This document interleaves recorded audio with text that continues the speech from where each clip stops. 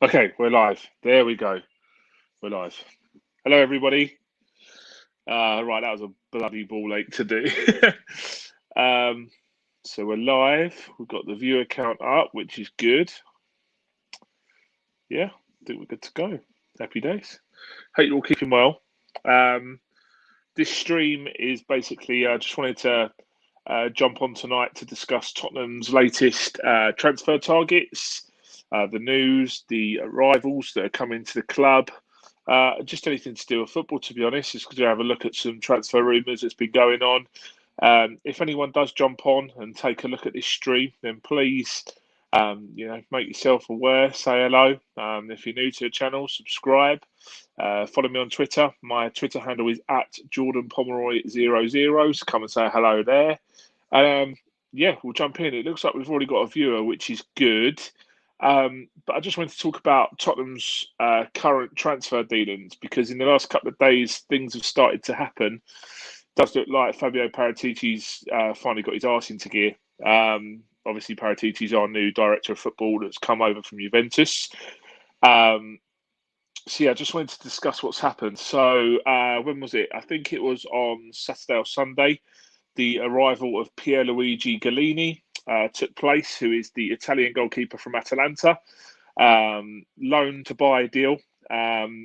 This follows the news that basically Nuno, well, this is what's been said by Alistair Gold, who's one of the most reliable Spurs journos that you can get on Twitter. He's basically said that Nuno went up to Joe Hart and said that he's not part of his plans this season, which obviously means that we needed a backup keeper. Obviously, with Hugo, we assume he'll be number one, but we're not entirely sure about that. And yeah, so obviously with Joe Hart moving on, we've got Alfie Whiteman, who's come through the academy as a young English lad. Looks to have a very promising future, but obviously I don't think he is going to be challenging Hugo this season. With Joe Hart moving on, obviously he's brought in Gallini. Now Gallini has got Premier League experience. He was at Aston Villa for a time earlier on in his career, but he really made his name at Atalanta. Like I say, this is a loan to buy deal. With the deal being made permanent next season, I imagine. But it's quite interesting that the first signing is a goalkeeper. Obviously, Hugo's only got 1 year left on his contract, so it'll be quite interesting to see just how much of a not of an influence, but just how much of involvement Galini's going to have this season. I think he's going to play more games than what we think. Obviously, Hugo's a massive influence in the dressing room and stuff like that. But obviously, with Gallini, he's very, very highly rated. I think he kept 10 clean sheets in Serie A last season for Atalanta, who also played in the Champions League. Very, very good side. They're very comfortable playing out from the back and stuff like that. So he's going to be good with his feet.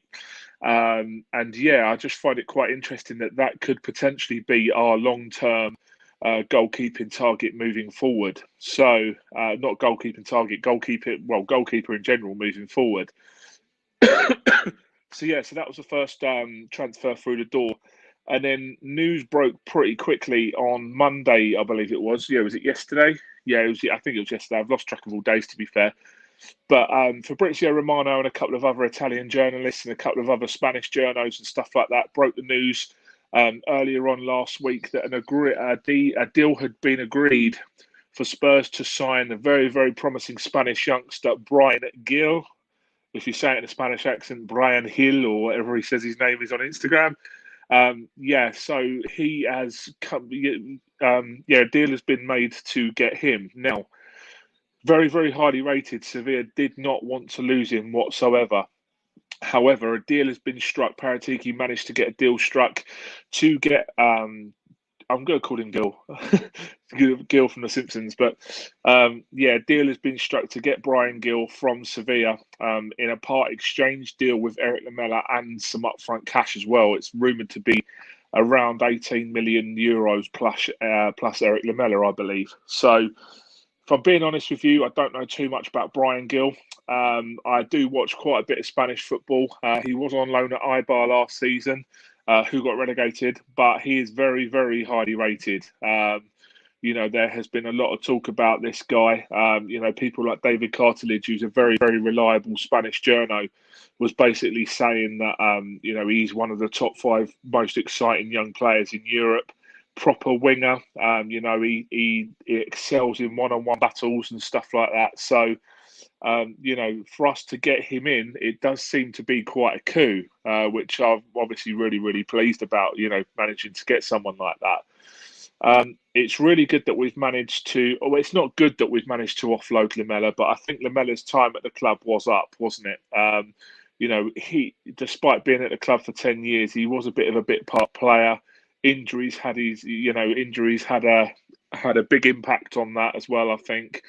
But 29 years old, we managed to move him on and part exchange a deal for a very promising youngster. You can't really complain, can you? So, Lamela will go down as a cult figure. There's no doubt about that. Some of the goals that he used to score, the Rabonas, the flicks, the in brackets shithousery that he used to do, 2-footing people, standing on people's feet and, just winding them up. I saw a stat on Twitter the other day to say that Lamela actually ended up with more yellow cards and goals for Spurs, which basically sums him up, doesn't it? But, his passion for the club, it was clear that he absolutely loved the club. There was no doubt about that. And it's, it is a shame to see him go because he was one of the old guard, but time moves on and I'm really interested to see how Brian Gill does because, like I say, this reputation that he's got, it'll be really, really cool to see how he does in such a physical, strong league as a teenager, basically. Or, well, yeah, I think he's 18 or 19 or 20, something like that. He's very, very young. When he goes straight into the first team, that's something that I wanted to talk about. I thought about this actually. With such a big reputation, I'm not so sure that he will go straight into the team. I've got to be honest with you. Obviously we've still got Stevie Bergwijn there. Sonny's obviously signed on. Lucas Moura we've got as well. With Lamela going, that does lose one of the wingers, but obviously we've gained Gill. So I think he will be in and around the first team, but I'm not sure that he's going to start as many games as people suggest he will. I think that the Conference League will be great for him to blood him into, English and European football with Spurs, to get used to the surroundings and stuff like that. But yeah, we'll see how that one goes. It also obviously depends on how, what formation Nuno's going to play. I find that a bit of a conundrum at the moment. I'm not entirely sure. Cheers for that firecracker. That's good. So obviously, with the formation, Nuno's famed for 3 at the back, wasn't he? So, I think he's probably going to do that with wing backs. Obviously, we've got Reguilon, who's a nailed-on left wing back. He'll do really well. But, we'll see how we get on with that one. The next thing I wanted to talk about was Christian Romero. Now, obviously, from Atalanta again, if you've not seen the news, Christian Romero is a 22-year-old Argentinian centre-half that Spurs have been linked with. Just quickly, Firecracker said Rangers or Celtic. I'm not a big fan of Scottish football, but I'd probably go for Rangers. Really liked Steven Gerrard as a manager. I really love Steven Gerrard as a player. Rate him as a manager as well. I think he's doing a brilliant, brilliant job, but that's just my personal opinion. I'll probably go for Rangers over Celtic, mate. Let's just get rid of that one. So what I was saying about Christian Romero, quite interesting. 22-year-old Argentinian centre-half. Spurs have been in extended talks with Atalanta to get him in for the last week or so, according to Fabrizio Romano. There's a couple of other guys as well. Gianluca Di Marzio, I think his name is as well, Italian journo. Spurs went in and offered 40 million up front to try and get this deal done, but it doesn't look like it was enough. Now, there's talk that Atalanta are holding out for. There's talk that Atalanta are holding out for 60 million. Oh, just firecracker. Sorry, to be honest, I haven't got a clue about football, how it goes on from Canada. Oh, cool. I've got family from Canada, so I've got a lot of time for Canadians in the beautiful country of Canada. So nice to meet you, mate. Thanks a lot for jumping on, asking a question. Let me know where your nearest Canadian football team is. Vancouver Whitecaps and Toronto, a couple of others, aren't there? So, so anyway, getting back to Christian Romero, Spurs offered 40 million, it's rejected. There is talk that Atalanta wants 60 million euros. So Spurs have gone back apparently have offered 50 million, and there is talk that personal terms have been agreed with Romero, which is obviously a massive, massive thing. Just need to agree the fee now. Now, the longer this goes on, with the fee being negotiated, with Levy and Paratiki going back and forth to Atlanta, the less likely Atalanta will want to get a deal done. But I think I saw a story today. It might have been from the Bleacher Report. I can't quite remember. To basically say that Romero is pushing very, very hard for this deal to happen. He wants to join Spurs. He wants Atalanta to get a deal done as quickly as possible. Now, obviously, he's just gone on the Copa America with Argentina, rated one of the best defenders in Serie A last season, which is obviously a huge, huge thing. Serie A is famed for its defending and its defenders and, its style of play. So for him to go in there as such a young centre-half, it's going to be quite interesting to see how he adapts to the Premier League if Spurs can get a deal done. Obviously, they will link Jules Koundé as well. Spurs, the Sevilla centre-half, 22-year-old French centre-back who's world-class. But Koundé wants to join a Champions League club. It looks like he might be joining Real Madrid to replace Varane, or he'll be going to Chelsea. Now, if Chelsea go and get him, that'll be a fantastic deal for them, and that'll propel them into title challengers. But yeah, Romero will be very, very interesting to see what happened to that one. Like I say, Romano gave it the here we go earlier, which usually means the deal's nailed on, but I don't think it's that far down the line yet. I think that there's still quite a lot of negotiating to do, to see exactly how much we'll pay in instalments all up front. And although the personal terms have been agreed, at the end of the day, the club are well within their rights to turn down any sort of deal. If it doesn't suit them, Atalanta, because he's got plenty of time left on his deal. So, just read this from Firecracker. Sadly, we don't have a football team where I'm from in Canada. We have uni games, but no pro stuff. All we have is the Mooseheads, which is hockey, and they suck. Yeah, hockey's a big deal, isn't it? It's I know my family are mad on the Stanley Cup. They absolutely love that sort of thing. Yeah, it's weird with the uni games, isn't it? Because obviously with stuff like NFL and basketball and hockey and that, sports are so big out there, but football or soccer, as you call it, hasn't quite taken off yet, has it? So, yeah, I mean, I know that America have got quite a good national team, but Canada haven't quite kicked off their football yet, have they? Then they've got Alphonso Davies at Bayern, who's a world-class fullback. But yeah, we'll see how Canada get on. I think they're meant to be hosting the World Cup in 10 years, is it, with Mexico and America? So that would be really cool as well. But yeah, so that's the Spurs transfers rounded up, to be honest.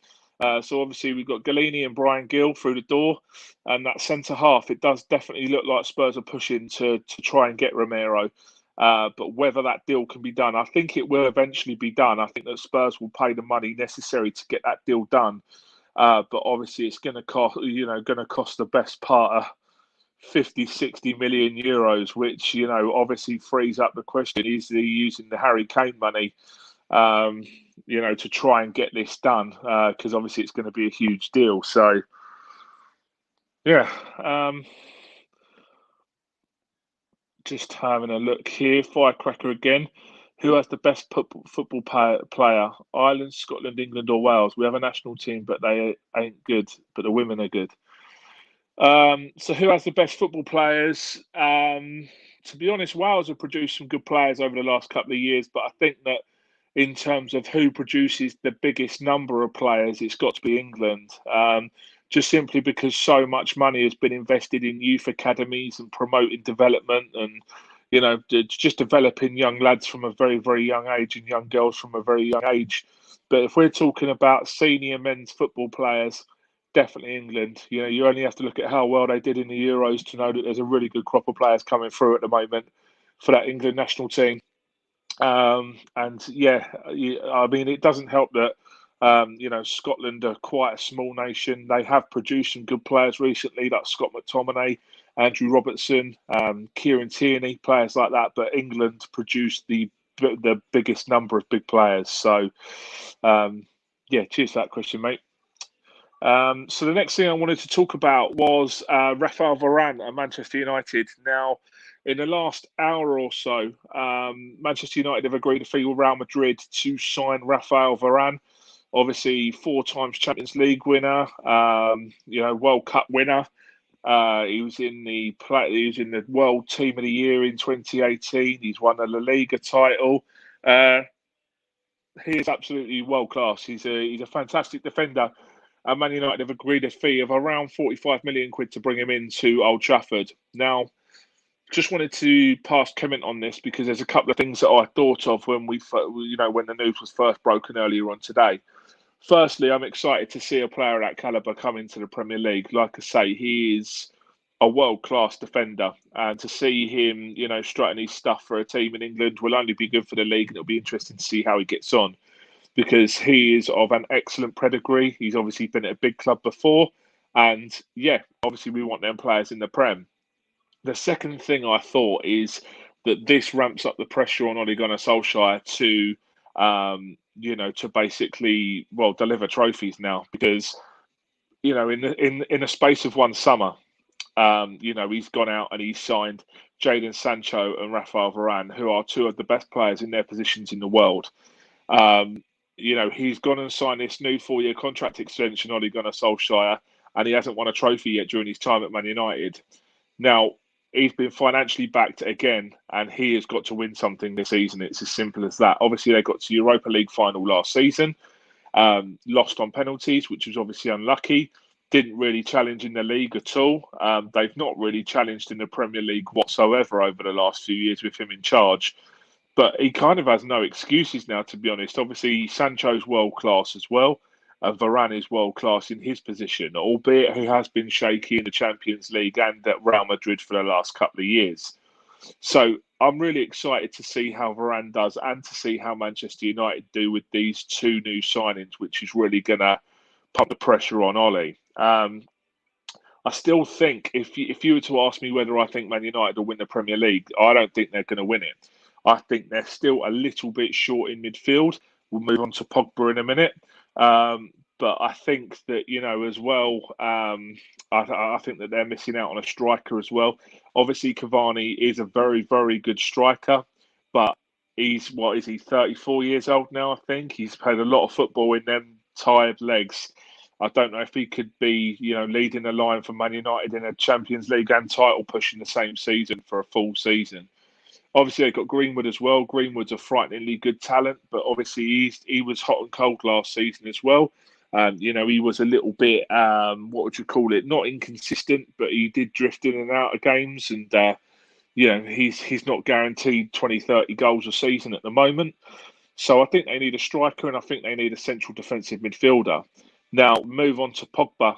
Obviously, with Paul Pogba, he's only got, I think it's 1 or 2 years left on his contract. It might even be 1 year. And I know that the club have been negotiating with Paul Pogba to try and get him to commit to a new long-term deal.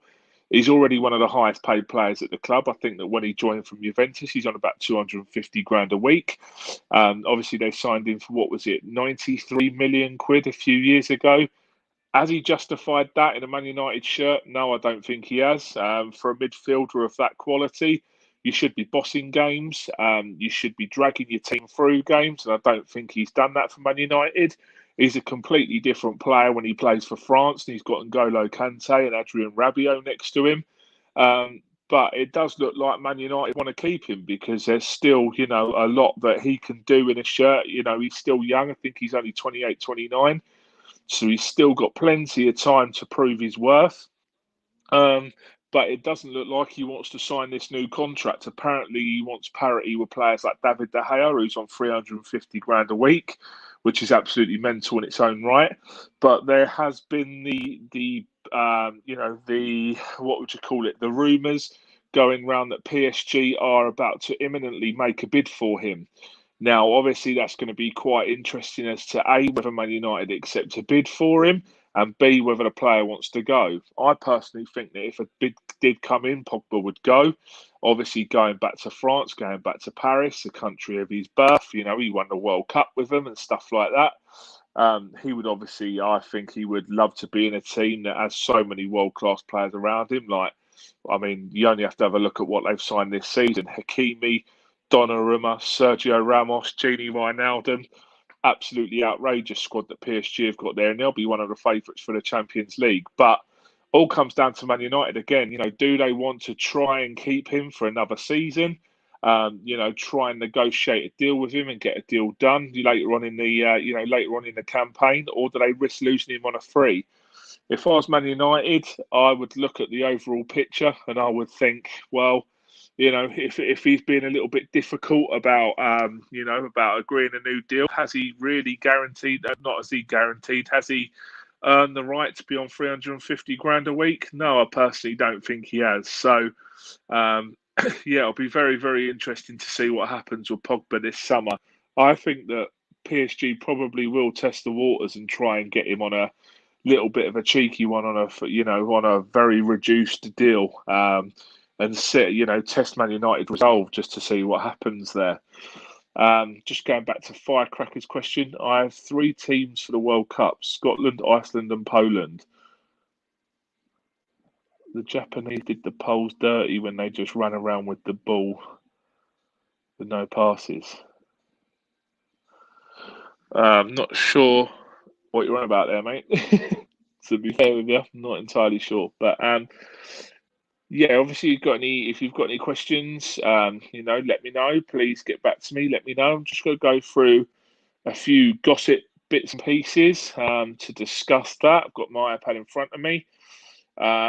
So I was having a look at so Ben White going to Arsenal for 50 million. Now that is an outrageous transfer to go ahead. I really like Ben White as a player, but 50 million quid is an enormous amount of money. In a normal market, you would say arguably he's worth probably 25, 30 million. But that English tax on these young English lads that were in the Euro squads and World Cup squads and stuff like that have proven themselves at Premier League level automatically adds 15, 20 million pound onto their value straight away. So I think that Arsenal have actually got a very, very good sign in there in Ben White, but 50 million quid, I mean, they are backing Arteta big time, aren't they, with that sort of transfer? I think he'll be very, very good for Arsenal. Obviously, he's extremely comfortable on the ball. He come from the Bielsa school of coaching, didn't he, when he learnt his trade at Leeds a couple of seasons ago when Leeds got promoted. I think Leeds offered about 15, 20 million for him last summer to try and get him on a free contract, and it didn't quite pay off because I think that Brighton even back then wanted 30, 35, 40 million for him. But, Arsenal have gone in this summer and seem to have got the deal done at 50 million, which is a huge deal. So it'll be very interesting to see what happens there. Just having a look here, it looks as if Sky Sports are saying that he's got his medical at Arsenal tomorrow. So that will probably be wrapped up by the end of the week. So that's one, he'll be done by, before the season starts. That'll be very cool to see what happens there. Obviously, you want to see these young English lads do really well at bigger clubs in the Prem. Just having a look through some more of these rumours now. The Telegraph are saying that Spurs have upped their bid for Christian Romero to 40 million, which is something that I said earlier. Obviously, Atalanta want nearer 60 million euros. So what's that, about 55, 56 million pound? So there's some way apart. So it'll be interesting to see whether Spurs do bite the bullet and go for Romero there, or whether, a deal can be done at a lower price and maybe, 45, 50 million, something like that for Romero.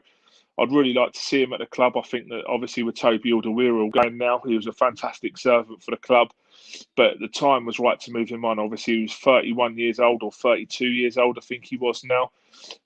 We only got about 5 million euros for him, I think it was touted. But the problem is, well, not the problem, but the reason why I think Spurs are moving these lads on now is not just the finances, because obviously I think Toby was on about 130 grand a week. It's also the culture of the club. You want to be moving these old guys on that have experienced the final losses and the disappointing dips in form and the bottle job campaigns that Spurs have had previously. And you want to create a new culture of young, ambitious lads, people like Reguilon that are coming in, people like Brian Gill that are coming in. You want to fill the squad with these guys that almost in a way haven't experienced the disappointment before, because if we did get to another big final or a big game where we have to win and the chips are down, you don't want people like Alderweireld and Lamella who have seen it all before thinking, oh, here we go again. We're not going to win this.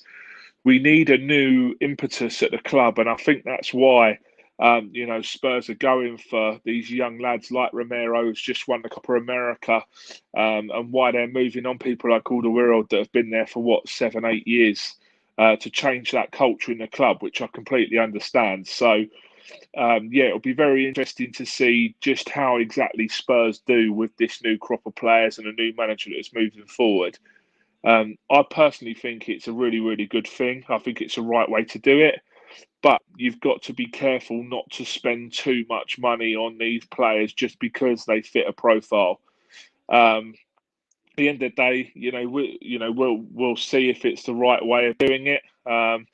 Would you rather go out and spend 45 million on Varane or 45 million on Romero, who's got maybe a bit more to prove than Varane?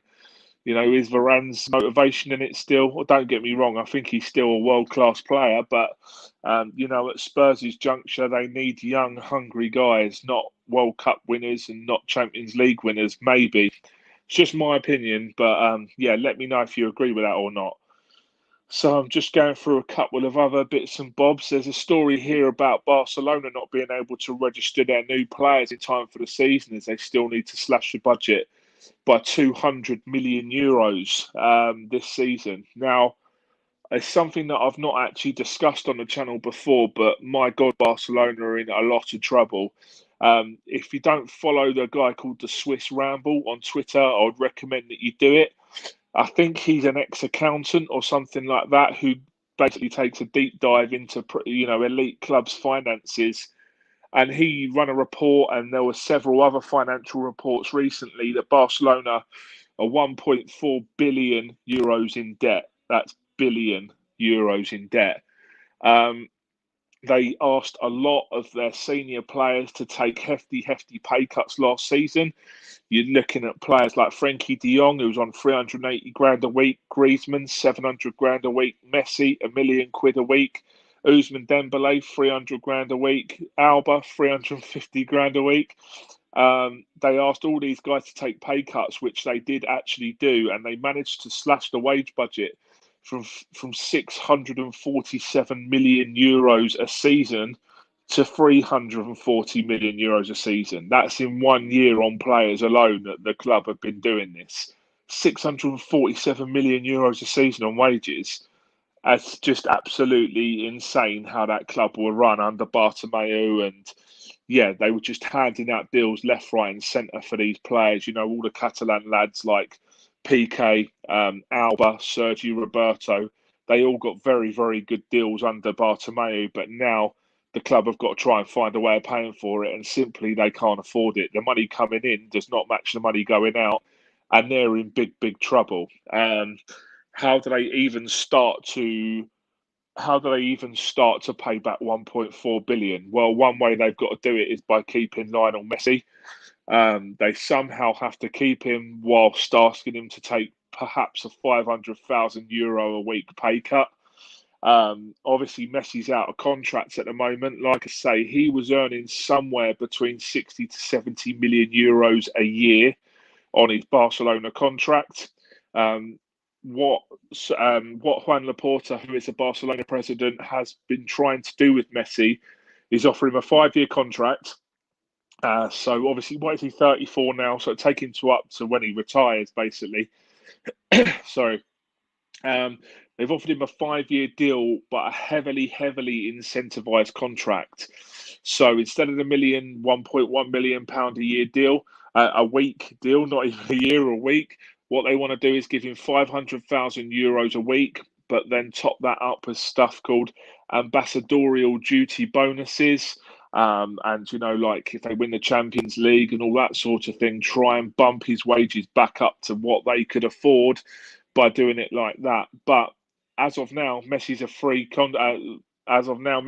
agent, and technically speaking, any club in the world could walk up to him and offer him a contract and sign him on a free deal. Phil Ambrose, evening Jordan, evening Phil. How you going, mate? Hope you're all keeping well. You've just missed my segment on Spurs, but if you've got any questions, then let me know. Just talking about Barcelona at the moment. But yeah, I found that debt absolutely staggering, to be honest. 1.4 billion. And yeah, the rumours around Laporta basically coming out and saying they can't afford, well, they're not allowed to register Depay. Who else did they sign? They signed Depay. Um, Sorry, I've had a mind blank now. But yeah, Aguero as well. They can't register these guys until they're proved to La Liga, who are obviously the guys who own the Spanish league, that they are in compliance with their financial conduct or fair play, because La Liga have their own financial rules in Spain. And until they can prove that they're making the operating profits and losses that they should be, La Liga isn't allowing them to register their players. So there is talk that even if they agree a new contract with Messi, Messi might not be able to be registered until January, which is absolutely mental. I mean, they are in serious, serious danger, I think, of going bust. If they don't pull off a couple of big transfers, outwards, not inwards, if they don't, get a couple of players out the door, some of the higher earning lads or some of the higher value lads, I really do worry for them. And this is where, if you're a club in the Premier League, why not put in a bid for Ousmane Dembele? Why not put in a bid for, you know, uh, Frankie De Jong, Ansu Fati, Serginho Dest, Ter Stegen, because you're never going to get a better chance to sign one of these guys, because Barcelona, make no mistake about it, are desperate. They want to, well, they have to. It's as simple as that. They have to cut this wage bill, cut the debt, because they took out a £540 million state sponsored loan just to pay the players' wages. I mean, this is how bad it's getting. They're taking out more debt to pay the wages of the players that are already at the club. This is before signing Aguero, before signing Depay, who are both going to be on big money as well. I just don't know how they get out of it. Maybe they get deep into the Champions League, which will resurface the debt for another season. Maybe they go and sell Frankie De Jong for 80 million quid, which will surface the debt for a while. It's very, very worrying. So we'll have to see what happens with that one. But for a club to be, a club of Barcelona's size who represents not just a city, but I mean, really a region of Spain. Catalonia is huge. They're a very proud, very fiercely loyal area of Spain. And for Barcelona, one of the biggest clubs in the world, to be in that much financial turmoil is nothing short of a shambles. And I feel really sorry for them. I just hope that, I mean, what I think will happen eventually is that they will sell the naming rights to La Masia, or they will basically become a state-sponsored club by Abu Dhabi or Qatar or China or somewhere like that, and they'll bankroll the club and they'll eventually dig their way out of debt that way. But yeah, it's absolutely mad. I can't believe that a club that size are in that much debt or in that much trouble. Um, Moving on to La Liga, I think that Atletico Madrid will walk that league this season. To be honest, I think that I think that Real Madrid are in absolute shambles of a club right now. They're selling Varane and Sergio Ramos, and there's talk that they're not going to replace them. You've got David Alaba, whose best position is either left back or central defensive midfield, playing at centre half. And you've got one of Eder Militao, who, all right, is a good, promising youngster at the back, but he's not really tore up any trees, in his Real Madrid career so far. So it'll probably be him or Nacho, who has never really solidified his place as a Real Madrid defender, or Victor Schust, who's a very young La Cantera centre half who's come through the academy. So, I think they're saving all their money for Mbappe next summer, which is just going to be mad as well. So they're in a shambles. Barcelona can't even afford to register their players. And I think that Atletico Madrid, they went inside Rodrigo de Paul, the creative, hard-working midfielder from Udinese earlier on this season. They've kept all their best players. Yes, they might be losing Saul, but I don't think. I mean, obviously he's a good player, but I think the time's right for him to move on. They've still got a very, very young and hungry squad with experience littered throughout. I think they're going to win the Liga again this season, to be honest, quite comfortably, because no one else is ever getting near them. To be honest, I mean, it could be argued that Barcelona might not even qualify for the top four, given how weak their squad is and how flat that club is in general. I just can't see anybody else challenging Atletico Madrid. So that'd be an interesting one. Let's just check the questions, see if there's any questions coming in. No, we have got a couple of viewers though. So hello guys, if you're still there, send in some questions if you want. So I'm just having a look at some rumours here. I mean, you get the classic old stuff like Romelu Lukaku. Oh, I got one from Phil Ambrose here. Just put this up on the screen. Griezmann to leave. Difficult to see who's going to pay him his huge wages though. Yeah, well, I mean, to be honest, mate, like I just said with the Barcelona debt, he might have to leave. There was talk that some sort of swap deal between himself and Atletico Madrid, where Saul would go the other way, or perhaps João Felix. But I can't see Atletico Madrid letting João Felix go. The talk was Griezmann would be involved in a swap deal with Saul. That's gone quiet, but that probably would be the most likely one. But I mean, the thing is about Griezmann now, what is he, 29, 30 years old? There's talk he's on 750 to 800 grand a week. He just, he's essentially a deep lying forward, a bit like Bobby Firmino. No one in their right mind is going to be spending upwards of 500 grand a week on someone like that. So yeah, we'll see what happens with Griezmann. Just got another one come through here from Phil. Did you recover Spurs after Romero? Do you think it will happen? So I went into the Romero stuff earlier. Like I say, Fabrizio Romano gave it the old "here we go." Oh, you have to excuse my cat there, by the way. But Fabrizio Romano gave it the old "here we go" earlier on Twitter to say that a deal had been agreed between the club and the player, and that a payment package had been agreed with Atalanta. But I'm also seeing other stuff that Spurs are about 8 or 9 million euros apart in their valuation with Atalanta for Romero.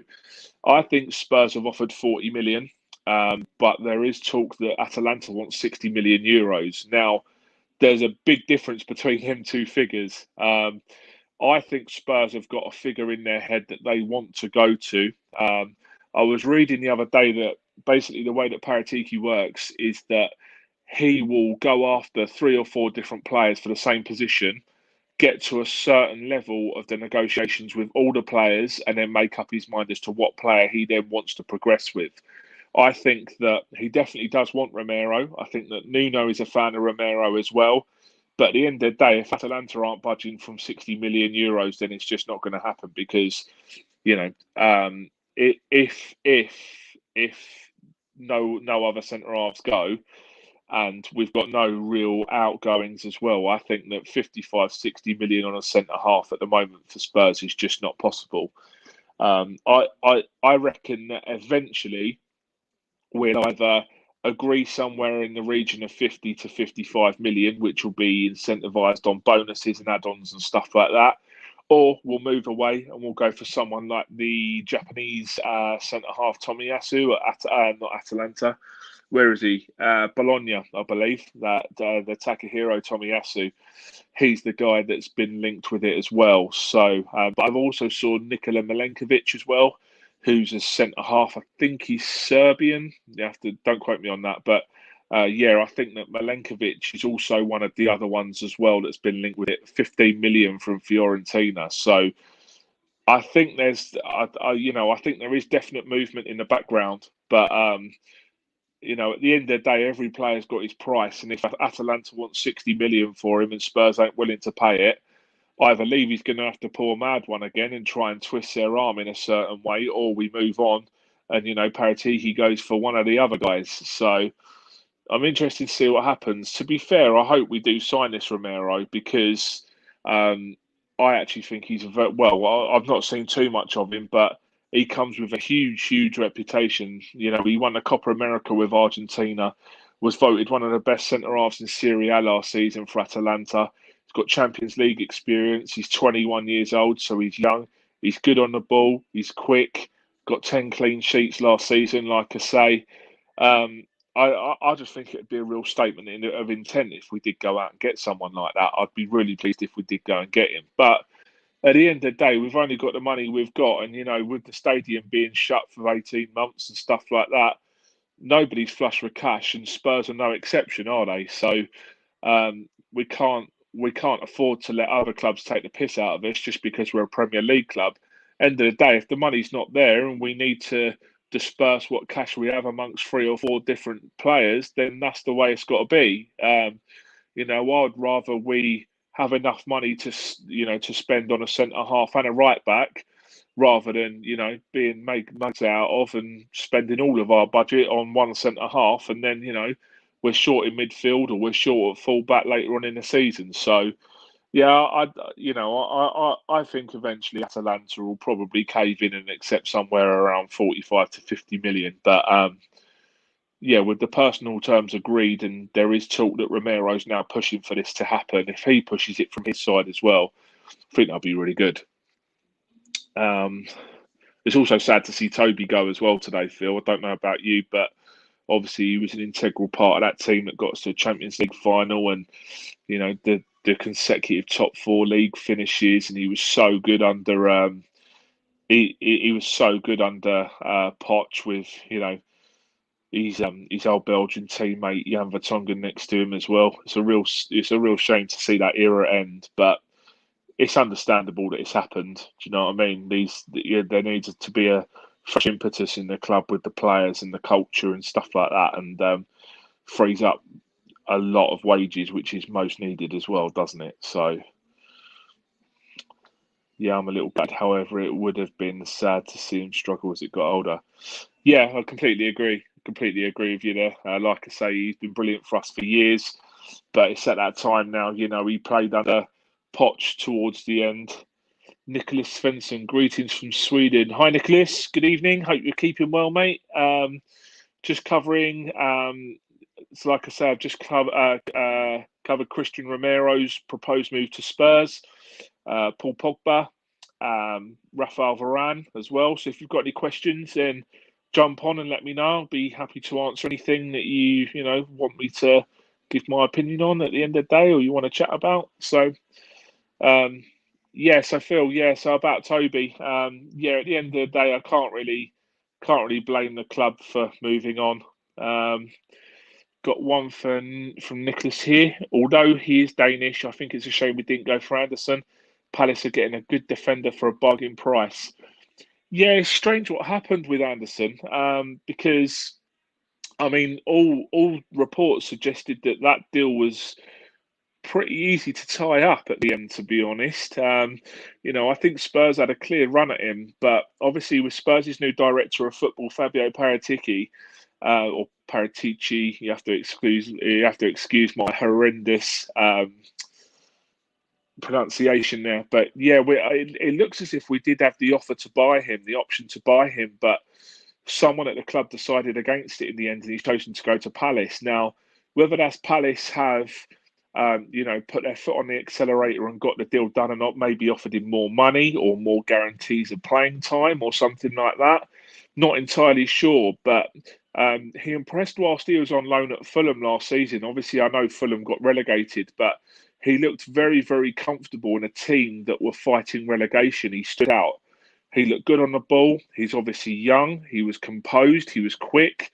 I remember, who was it earlier on in the season? I think they gave Liverpool a really good game at Craven Cottage, and he in particular was excellent in that game. I remember against Salah and Firmino and Mane, and it was that game I looked at it and I thought he's a good player, because obviously when you're playing against a team that are lower down in the leagues, when you're playing for a team that are quite low down in the leagues, sometimes, if you're a good player that stands out in a poor team, it could just be that everyone else around you is poor. But when you do it against better players, you know that they're then a good player. So whether whether the director of football at Spurs, Paratici, has decided against it because he thinks he's got a clear run at Christian Romero from Atalanta, or maybe Koundé at Sevilla. I can't see us getting Koundé now, but he must feel that there are better options available. But with Toby going and perhaps Davinson Sanchez going as well, I would have thought that it would have been good to get Anderson in as well, because that whole defensively. Oh, sorry, 1 second, Nick. I'll get back to you in a second, because that entire Spurs back four, back five are not great, are they? I mean, you've got Dyer, who needs to be moved on. Davinson Sanchez had an absolutely shocking season. You've got Joe Rodon, who's perhaps the best of the, perhaps the best of, I say the bad bunch, but that's harsh, because Joe Rodon actually did well for Wales in the Euros, and he did well when he come in last season. Who else have you got there really that can come in? Maybe Tanganga. He's perhaps more of a right back than a centre back, but if Nuno does go for three at the back, these three centre halves, we need options, and I am surprised that he didn't go for Anderson. But we'll see what happens. That he must have players lined up. He's got to, because you don't pass up on a player of Anderson's potential and ability if you don't have other players that are ready to go. So we'll see what happens. Nick, hello Nick. Good evening, mate. Do you know much about this Brian Gill lad?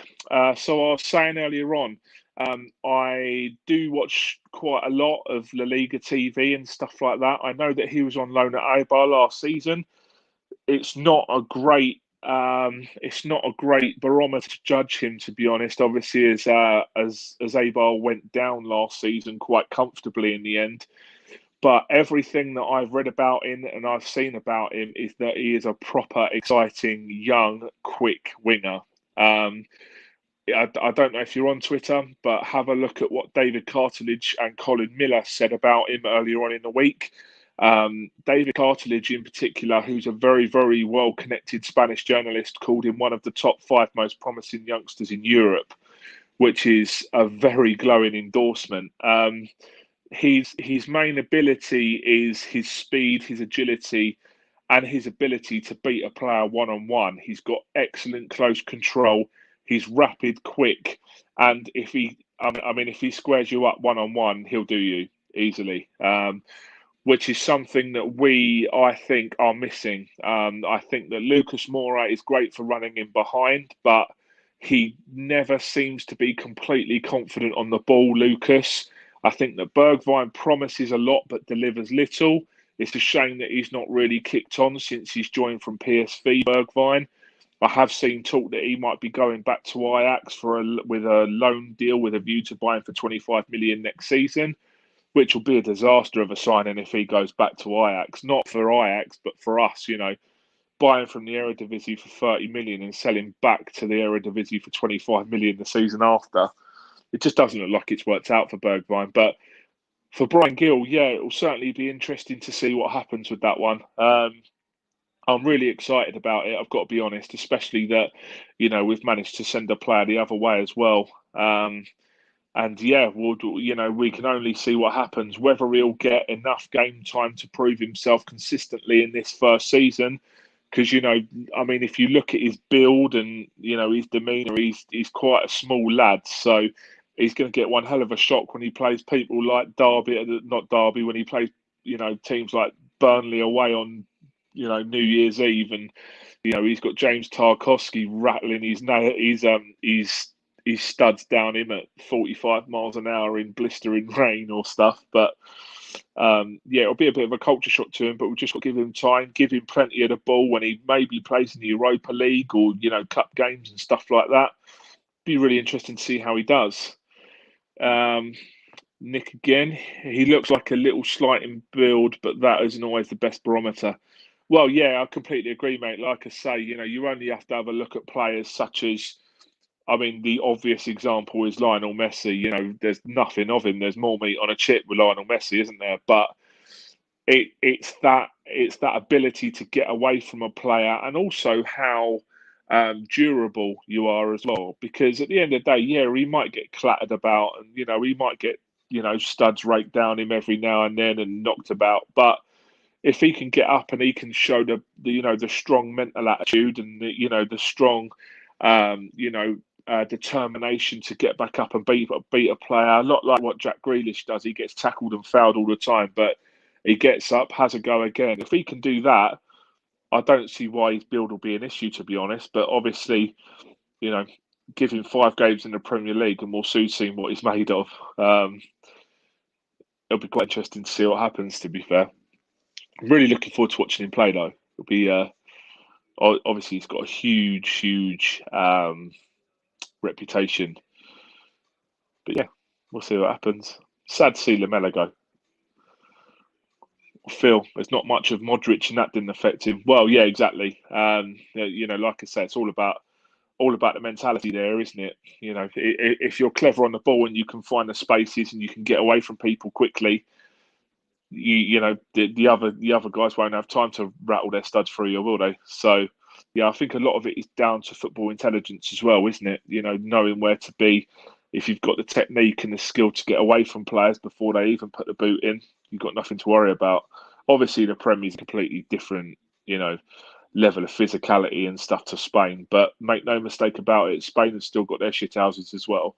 There's some big old lumps in that Spanish league that can go through you big time. I mean, I know that Lionel Messi has taken a hammering in the Spanish league for years and years and years, and he's done all right, hasn't he? So Jose Dominguez, yeah, wasn't Jose Dominguez about 5'1" or something ridiculous like that? It's about 4 stone.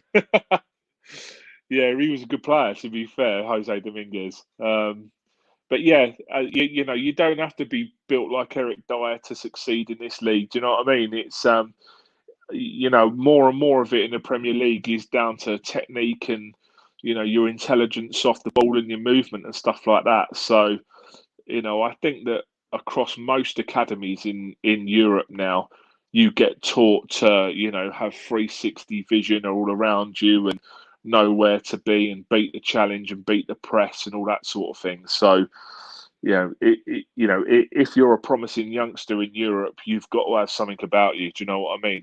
You should be able to adapt wherever you go. So, yeah, I'm looking forward to seeing how he plays. But most importantly, I want to see what formation Nuno plays, because if he is a winger, then I do wonder what formation Nuno is going to do, because usually he plays, three across the back with wing backs, then a couple in midfield, maybe a 5-2-3 he might be looking at playing with, Sonny off one wing, a striker through the middle, hopefully Kane, probably Ings through the middle, and then a winger off the left as well. So it'll be interesting to see what he does.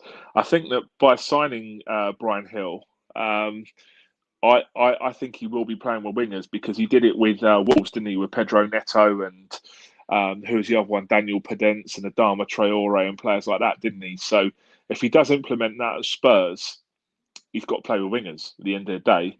He'll either be that or he'll play a 4-2-3-1, which I don't think he will, with 3 attacking midfielders in behind the central striker. But yeah, we'll see what happens. I personally think he'll go 5-2-3 with wing backs, 2 midfielders, probably Højbjerg and maybe Ndombele. Not sure. I've got a funny feeling Ndombele might move on if the bid is right, and then 2 wingers either side of a striker. But we'll see how it goes. Elena, good evening, Elena. Varane and Sancho United could mean business this season. Yeah, definitely. I said earlier on, the pressure is really on Ole Gunnar Solskjaer this summer now. Not this summer, this season, sorry. United have got 2 world-class players in their positions there. Obviously, Sancho, probably one of the best. I mean, he's certainly one of the top 5 wingers in Europe. I'd probably put him top 3. He's absolutely outrageous. He was so good at Dortmund.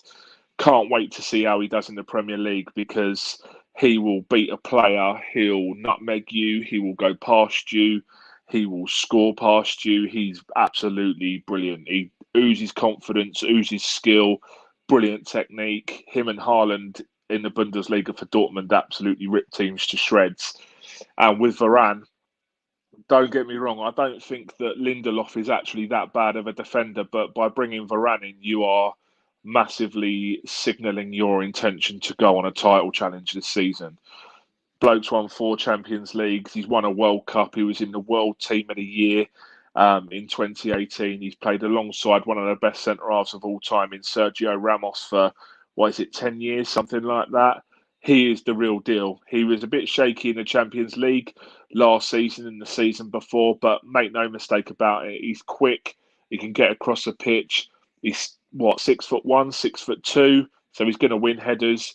He'll do you in the air. He'll do you on the floor. He's world class, and I'm really looking forward to seeing how Varane does alongside Harry Maguire. But like I said earlier, I still think that Man United are a striker and a central midfielder away from actually being favourites for the Champions League or Premier League. I think that, obviously, Fred has done all right. McTominay has done all right as central defensive midfield. But I do think that they need someone like a Wilfred Ndidi in there as the destroyer to break up play, to spread passes around and stuff like that. I think that they're short of one of them. And also, I don't think that Edinson Cavani or Mason Greenwood are the 30-goal a season striker that Man United need to fire them to the title.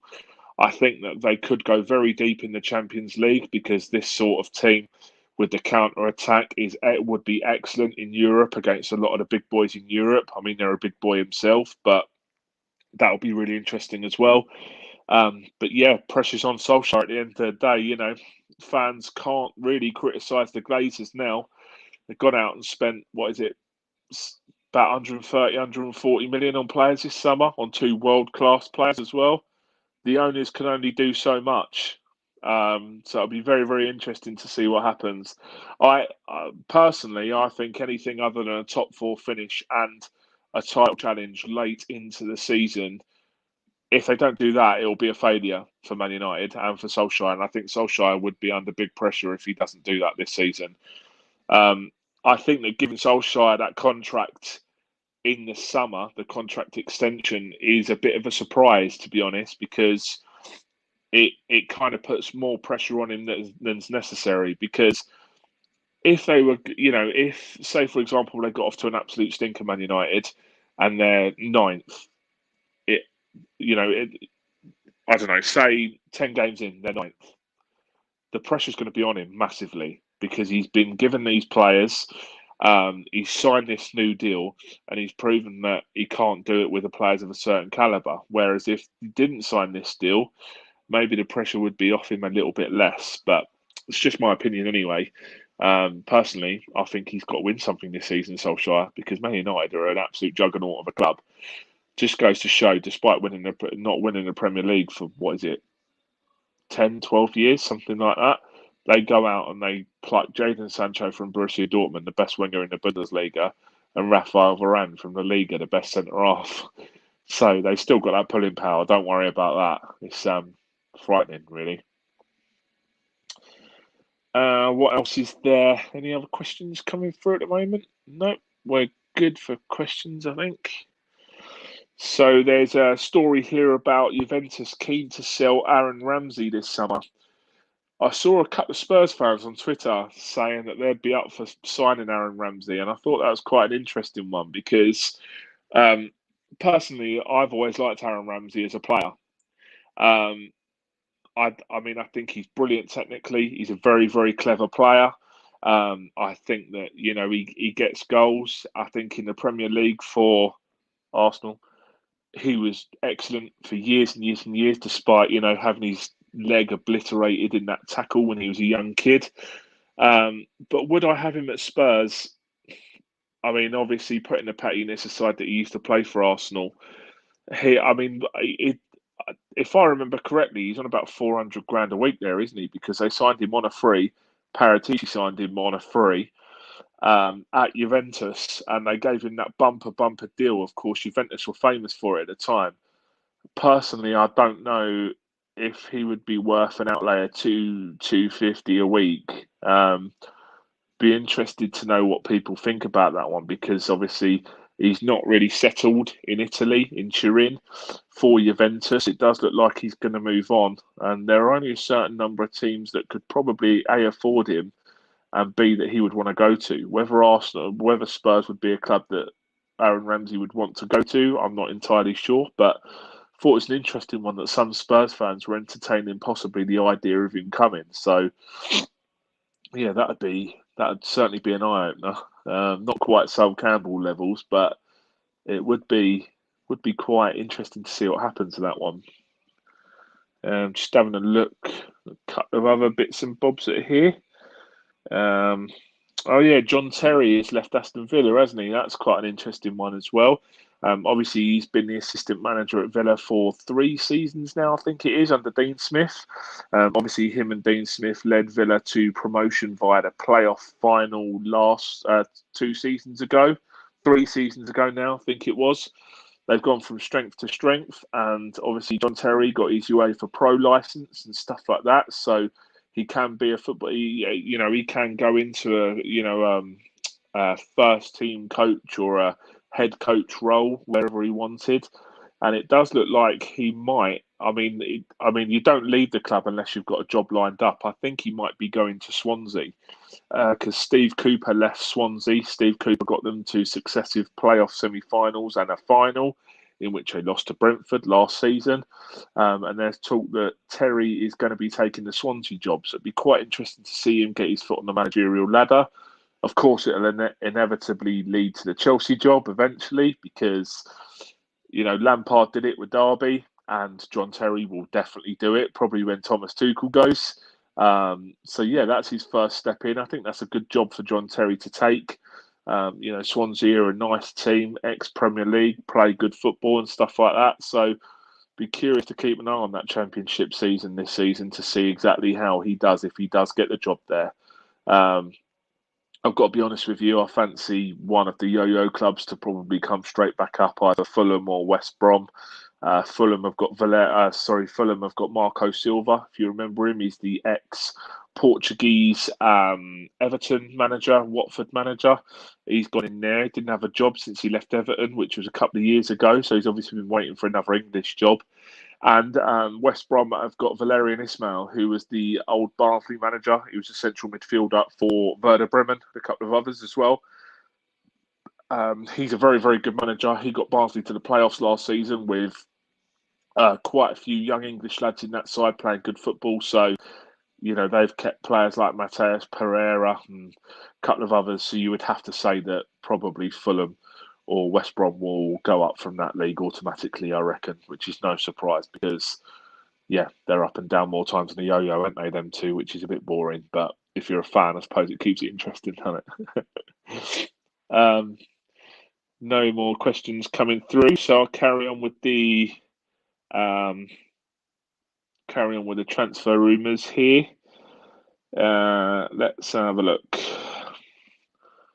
I discussed Arsenal signing Ben White earlier, which is a mad one. Vladimir Kufal, he seems to be stalling on a deal to sign a new contract at West Ham, which is an interesting one. He's a very, very solid right back last season, wasn't he? But obviously they've opened talks with him, and he seems to have turned it down. So I wonder what's going to happen with that one because he's one of the better right backs in the league, to be fair. And if he doesn't sign that deal at West Ham, I'll just wonder where he'll go. And I wonder in general whether West Ham will have a good season, to be honest, because I know we joke about that stadium, the Olympic Stadium, and the West Ham fans and how they're notoriously fickle for getting on players' backs as soon as the going gets tough in that stadium. But it does make a massive difference, and I think that one of the reasons why they did so well last year was maybe because fans weren't in that ground and they weren't feeling the pressure as much. Don't get me wrong, they've got a good squad, and the arrival of Jesse Lingard to complement people like Declan Rice was obviously a masterstroke by Moyes to get Lingard in there. I don't know what's going on with Lingard, to be honest. There was talk that Man United want 30 million for him. I think that's probably 20 million too much given the current climate, and it's a difficult one because although Jesse Lingard did well, I'm not entirely sure he'd be able to keep up that good form over a 2 or 3 year spell at a club. I've always found him to be quite inconsistent, but we'll see how that one goes. That Kufal one is interesting. I'm not entirely sure that with European football this season as well, obviously they qualified for the Europa League last season, West Ham with Moisey. Whether they will do as well as they did last year with fans back in the stadium and with an extra game every Thursday as well. So that'd be quite a curious one. One of the other things I wanted to discuss, Tottenham related as well, is how excited I am to hopefully see Dane Scarlett this season. Now, I know that quite a few Spurs fans follow me on this account. Um, if you've been watching pre-season and if you have your if you're well connected on Twitter and stuff like that, you will know just how promising Dane Scarlett is as a player at Spurs. He's a 17-year-old English striker who's come through the youth academy in the last few years. I think he's a second-year scholar for the under-18s this season, but I'm pretty sure Nuno's going to give him a run out this season. He's been touted as one of the most promising youngsters to come through the academy since Harry Winks and Harry Kane. He's been banging goals in for fun in the under-18s. I think he scored a hat-trick against Chelsea under-18s last season. And I really, really hope he gets a run out in the Europa Conference League this season.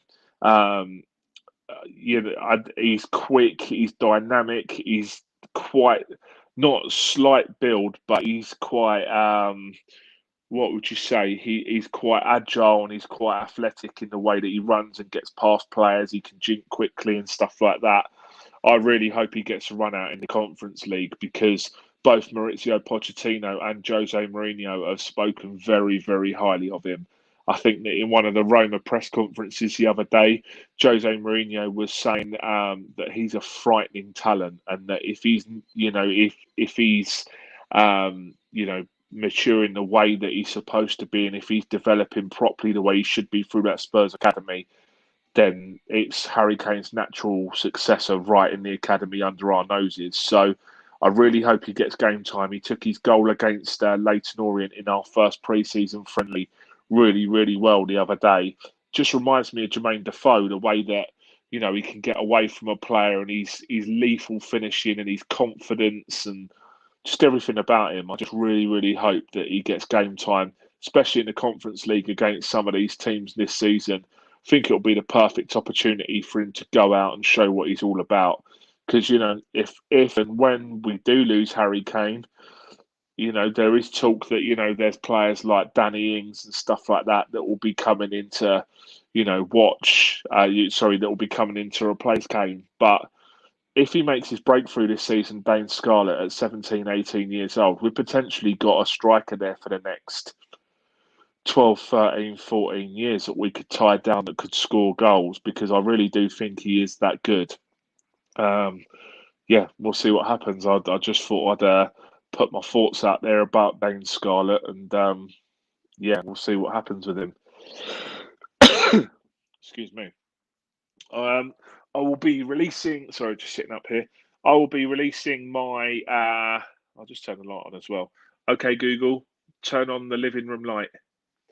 I'll be releasing my my Premier League preview predictions probably next week, something like that, about who I think will do well this season, who I think will go down. So if you've got any predictions yourself as to who you think is going to win it, I personally think it's going to be Man City again. I think that person for person, their squad is ridiculously strong. And if they go and get Harry Kane, which I think is looking more and more likely as the days roll on, as the weeks roll on, they're going to win the league for the next 3 or 4 seasons. I mean, him up front with De Bruyne and Sterling and Bernardo Silva and Mahrez playing balls into him, it'll be absolutely ridiculous. So we'll see how that one goes. But yeah, I tip City to win the league. I don't think it will happen. But if Chelsea go out and get Koundé and Haaland, that is a massive, massive shot in the arm for them as well. Because, with Timo Werner up front, I don't think Chelsea are doing much over a whole season. Obviously, they won the Champions League last year with Havertz playing off Werner. I think that Tuchel might explore that a little bit more with Havertz as maybe a false nine this season. But if they go out and get Erling Haaland as the spearhead, I think that would really propel them into maybe being favourites. But I don't think it's going to happen. I think that Borussia Dortmund are under absolutely no obligation to sell him. I think they want 170 million this summer, something like that. Um, I just honestly, I just can't see any club paying that for him when if they wait a season.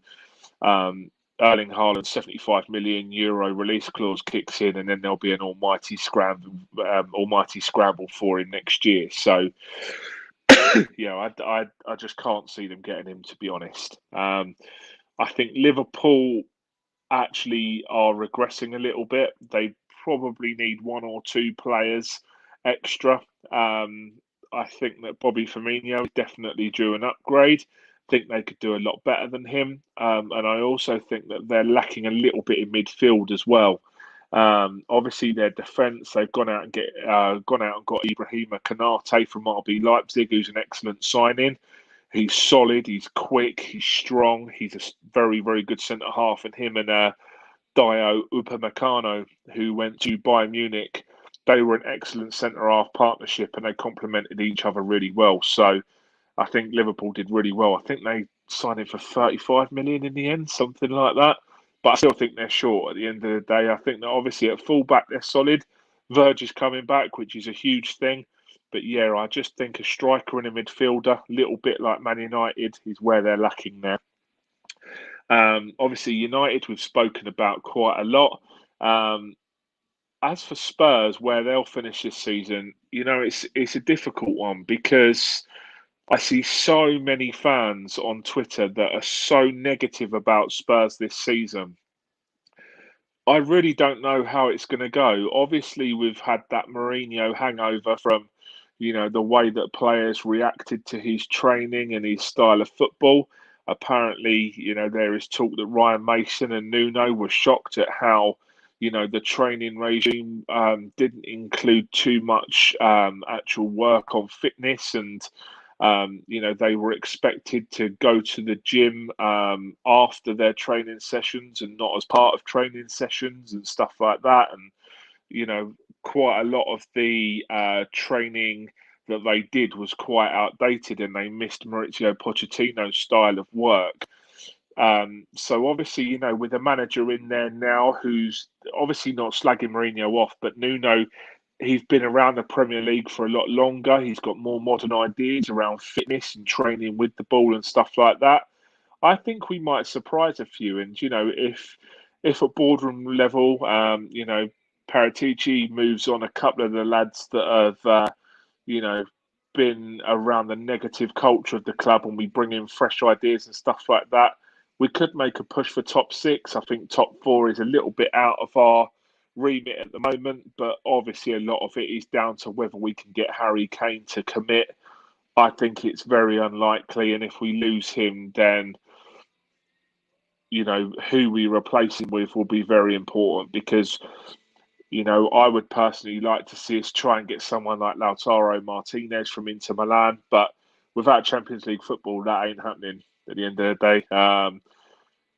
With Conference League football, it's hardly the same pool as Champions League, is it? So, yeah, it's a bit of a shame if Harry. Well, it is a massive shame if Harry does go, but yeah, we'll see how Spurs do. Obviously, with Romero coming in and Brian Hill and stuff like that, we could push for top six, but I'll see. And then yeah, obviously the other prediction is stuff like relegation. I've got to be honest with you. I think Newcastle's time might be up in the Premier League this year. They should have moved Steve Bruce on when they had the chance. They somehow rallied at the end of last season, but they've still got a threadbare squad, which is full of non-Premier League quality players. I don't know how they've managed to survive last season. They looked dead and buried at one point, but I think Burnley's time might be up this season. They've had so many years of, how would you put this politely, sparring with other teams at the bottom of the league, and they've always pulled away. But last year they finished 17th, and I think that they will struggle this season because they're just not investing in the squad. I think their only signing this season has been Wayne Hennessy and a centre half from Stoke, I think it was. They need more than that. I think that eventually they're going to get found out. Sean Dyche, as his future at the club, has been on and off for a couple of years now. Constantly been taught whether he'll go, whether he'll stay, but it looks like he's staying for another season.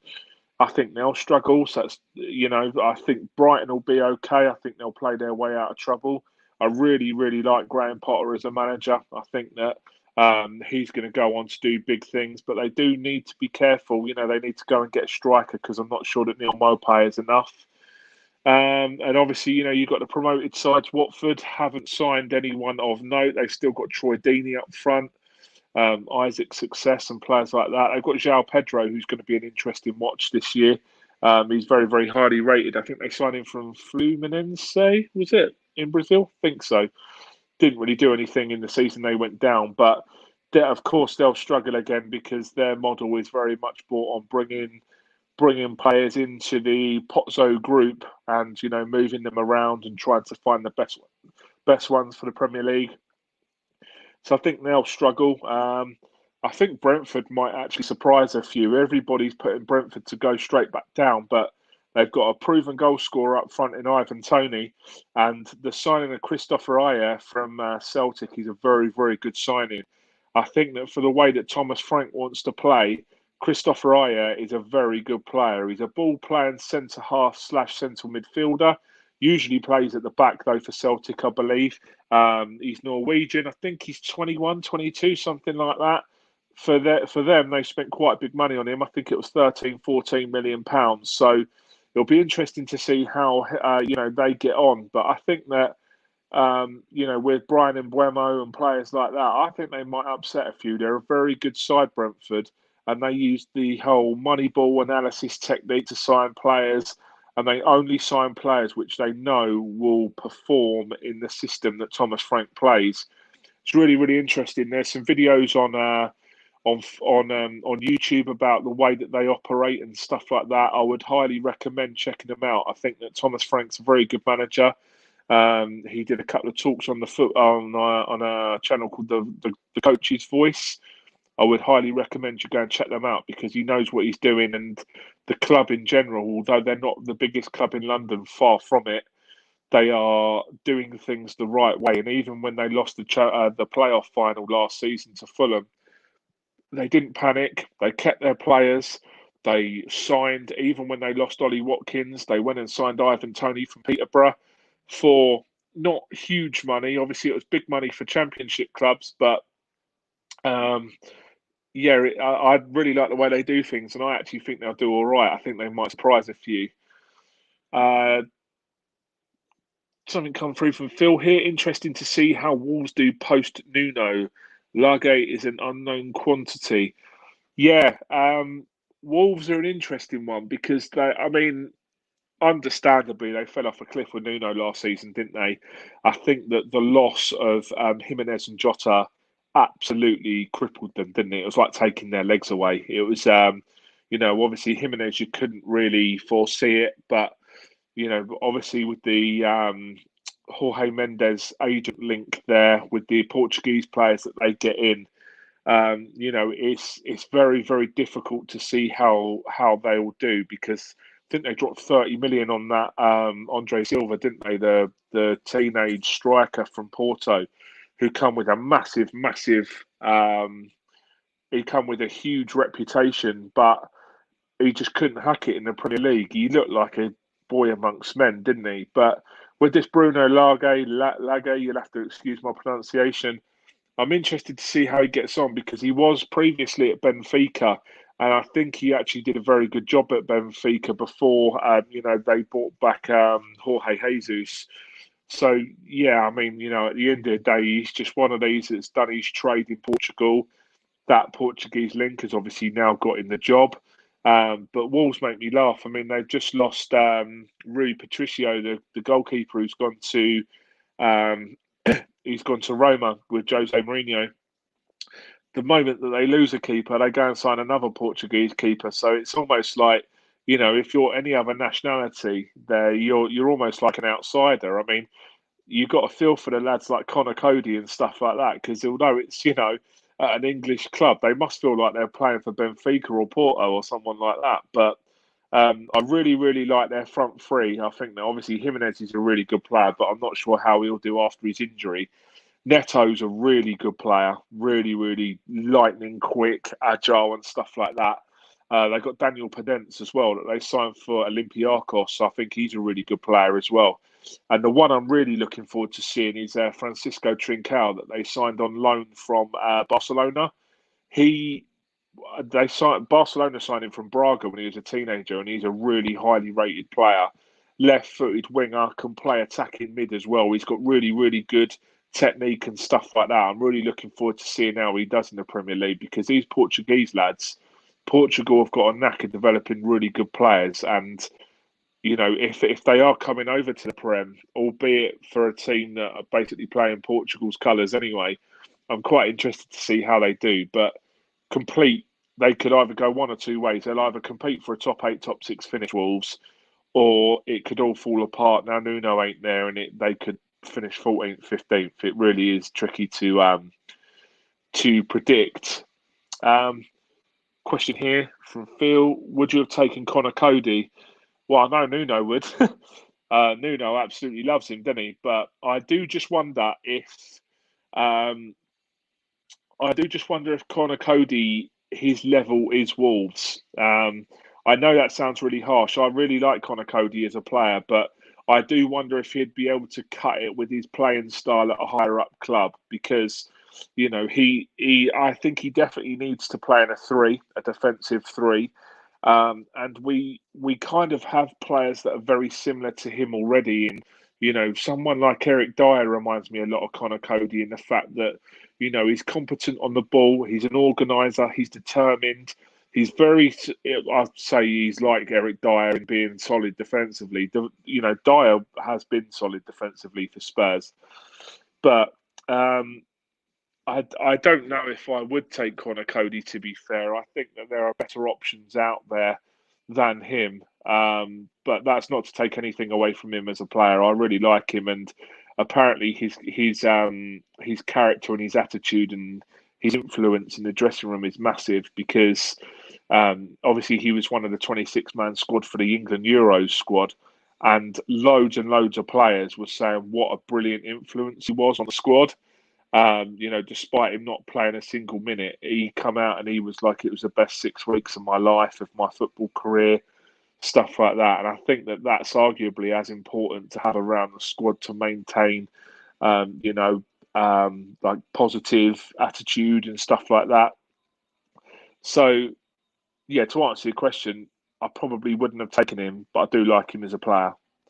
I know that Nuno loves him, doesn't he? I think I saw a stat saying something like he played every single second of every minute of every game in Nuno's Wolves career or something like that. It was just incredible. Played every game in the Championship, then captained them in to 2 top 7 finishes, and oversaw the Portuguese lads coming in with Ruben Neves and Moutinho and all that, and still the skipper. Did really well. So fair play to him. I mean, he's a very solid player.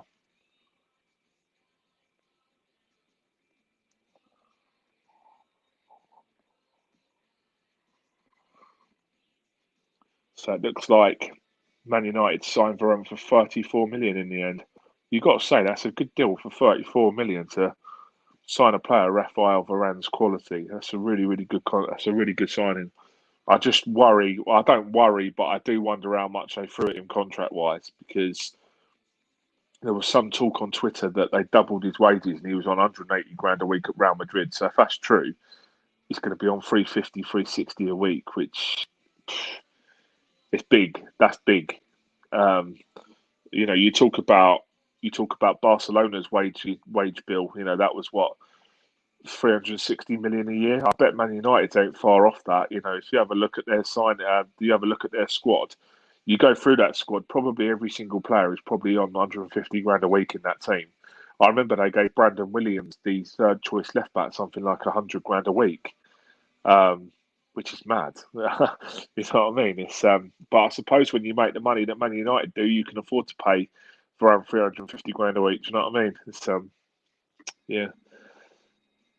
Right, let's have a look. Elena. Hi, Elena, again. Varane or Romero, who would you pick? Oh, that's a good question. So, talking about Spurs, if I was a Spurs fan and I had the choice of the two, um, obviously if you have a look at them, Varane has been there and done it. He's what is he, 29 years old? Like I say, won 4 Champions Leagues, won the Liga, won the World Cup. He's quick, he's strong, he's agile, he's everything. Romero at the other side, he won the Copa America with Argentina earlier on this summer. Um, for Spurs, I would probably pick Rafael Varane because that experience and that know-how and that, yeah, just the overall package. He's an athlete. He's massive. He'd be brilliant.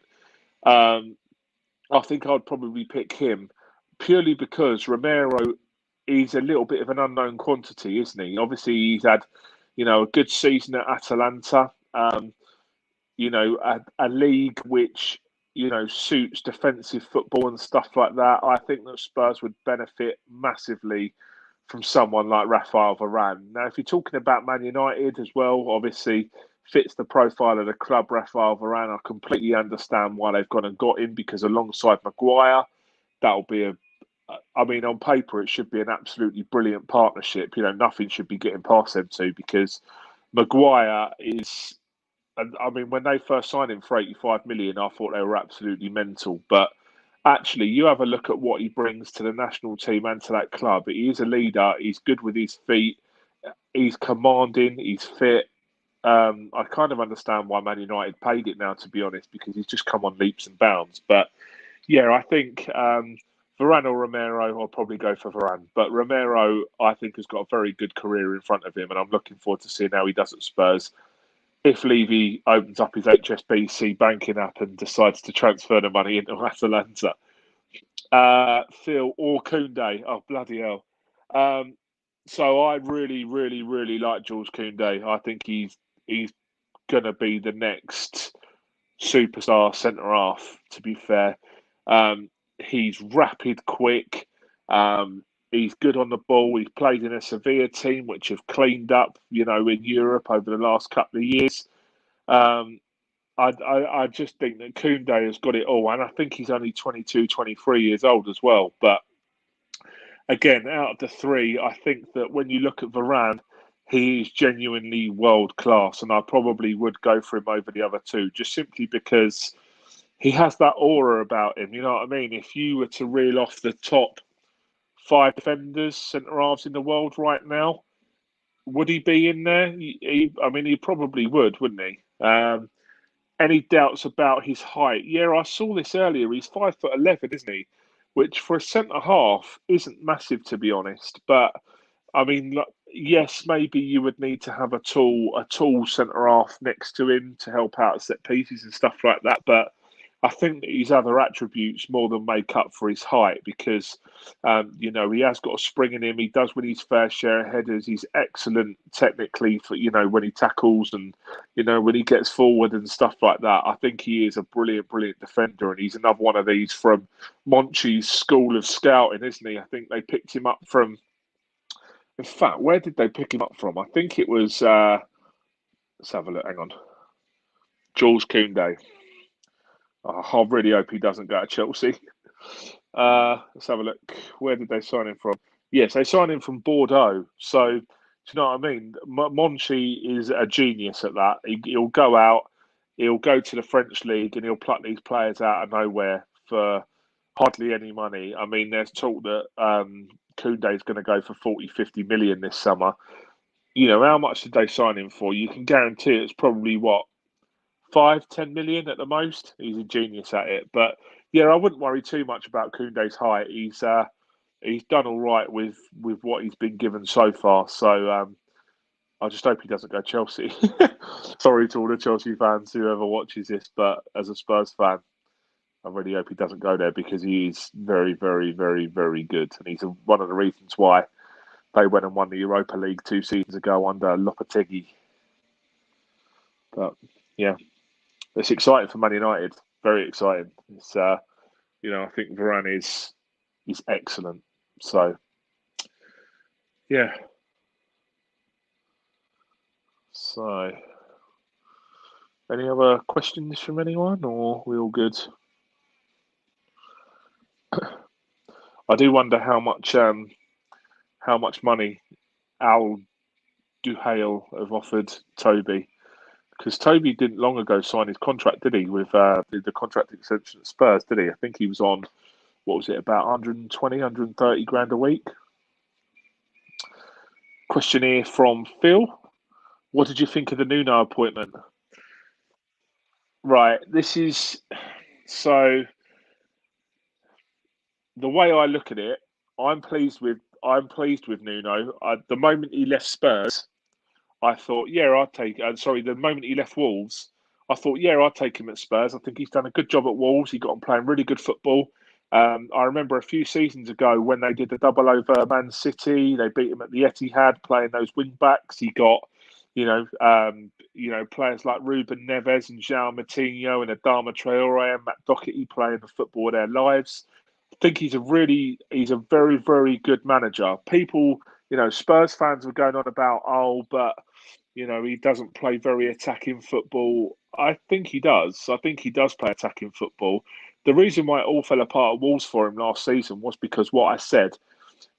You take Diogo Jota and Raul Jimenez out of any other club that are, mid-table Premier League. They finished top 7 2 seasons in a row before that with them in the team.